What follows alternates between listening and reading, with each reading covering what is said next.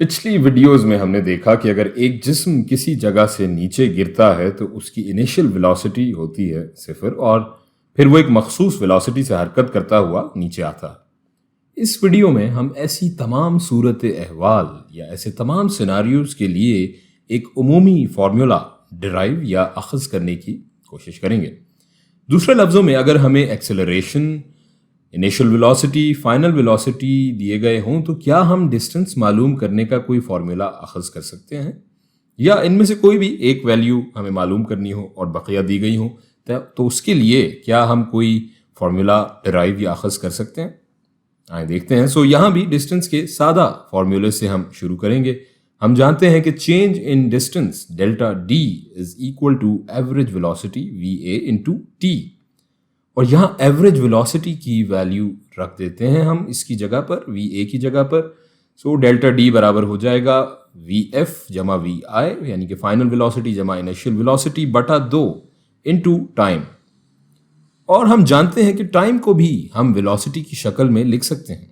Acceleration हम जानते हैं कि बराबर होती है चेंज इन वेलोसिटी बटा टाइम, यानी कि a is equal to delta v बटा टी।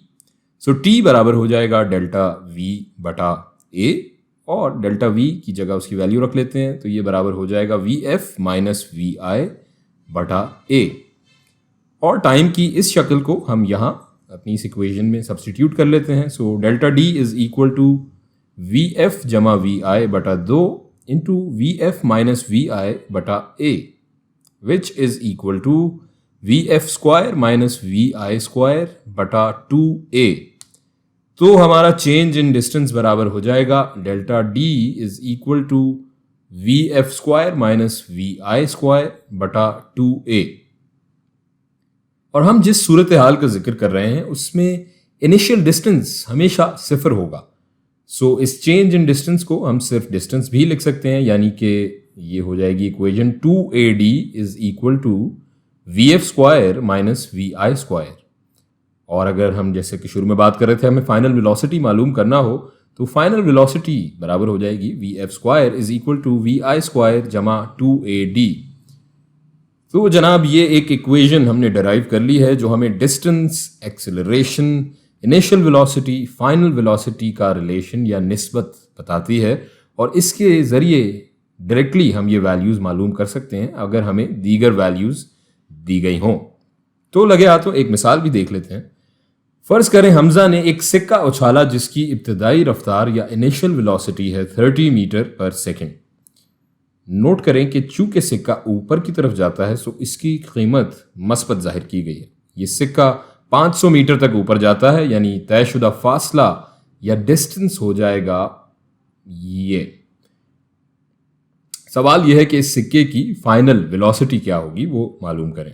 हस्बे मामूल दी गई वैल्यूज़ हम एक जगह लिख लेते हैं। हमारी इनिशियल वेलोसिटी बराबर है V I is equal to 30 metre per second. हमारा डिस्टेंस जो दिया गया है वो बराबर है 500 मीटर। हमारी एक्सेलरेशन बराबर हो जाएगी ग्रेविटी के, यानी कि अप्रॉक्सीमेटली 10 मीटर पर सेकेंड। अब इन वैल्यूज़ को हम इस अपनी इक्वेशन में जो हमने ड्राइव की सब्सटीट्यूट कर लेते हैं।